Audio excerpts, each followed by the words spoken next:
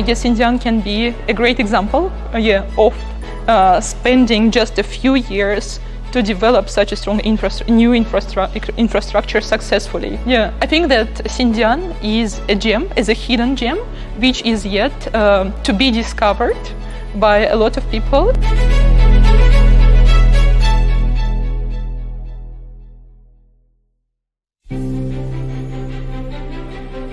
Hello everyone, now I'm at the press conference for Xinjiang's 15th five-year plan. Chairman Eric Tunias has just outlined the 6 guiding priorities for the next 5 years. Not long before, the press conference for Xinjiang's 15th five-year plan was held in Urumqi. For this episode of In Xinjiang, we wanted to try something different. We reached out to a few foreign friends, some who've been to Xinjiang before, some who are here right now, and turned that big macro question from the press conference into one simple line for each of them. By 2030, what do you think Xinjiang will be like?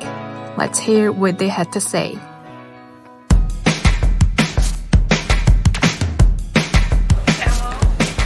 We just arrived in Xinjiang a few days ago, and I have been very positively surprised that the nature is really beautiful. It's really beyond my expectations. I think the region is very attractive.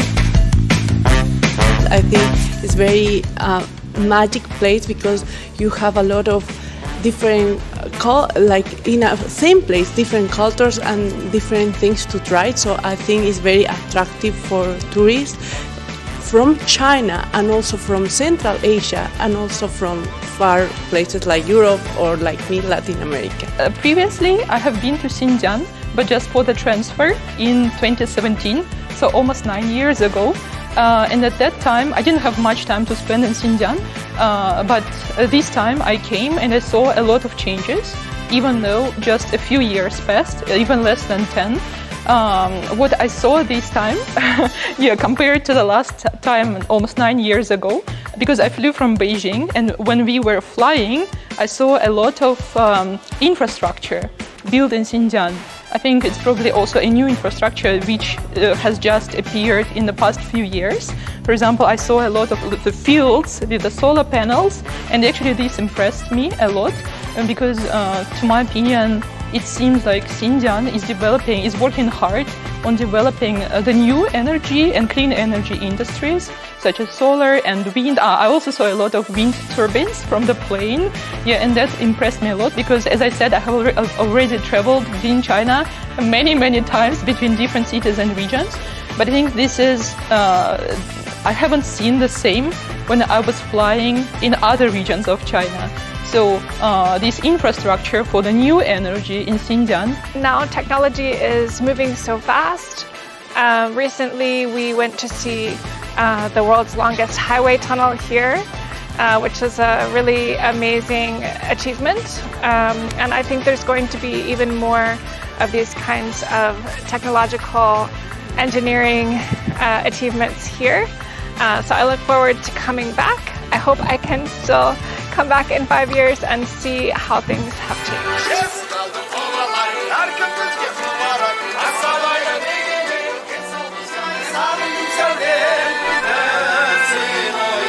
A month ago, I was traveling to Xi'an in China, and many people, I saw many travelers coming there to climb Huashan. It's a very popular climb destination. But I feel here there's just as much potential to attract people from far away to discover the really beautiful environment and nature around here. So that's one thing I see probably growing in the future. For me, I think in 5 years, Xinjiang will do a great development. Why? Because I think nowadays they have big projects in energy. And I think China is key on it. So as long they have signed just a 5 years plan, I think Xinjiang is doing really great development because they are like in a strategic zone.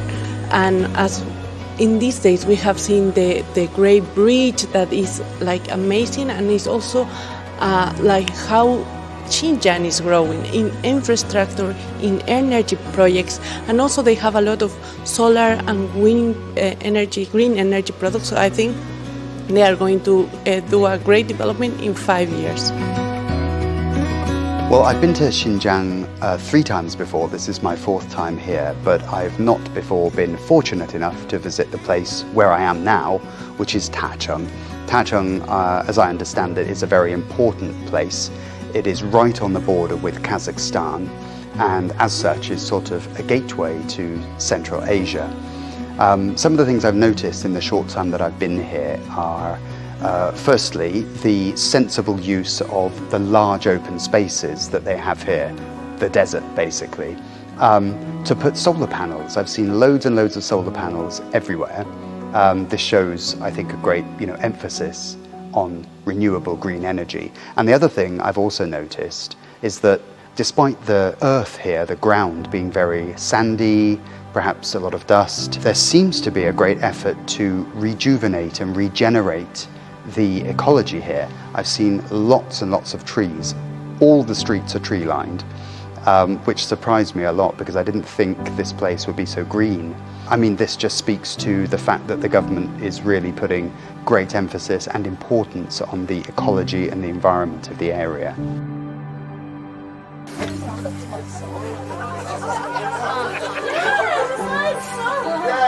I guess that in 5 years, it will still be a place where many different people from different cultures will live together.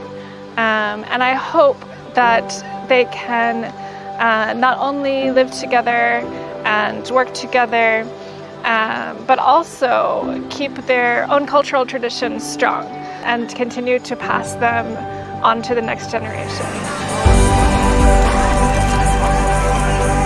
By 2030, I think that there will be an even higher percentage of families that include people from different ethnic groups. Right now, they said there are around 20% of families that have members from multiple ethnic groups. And so I think in the future, this number will just continue to rise.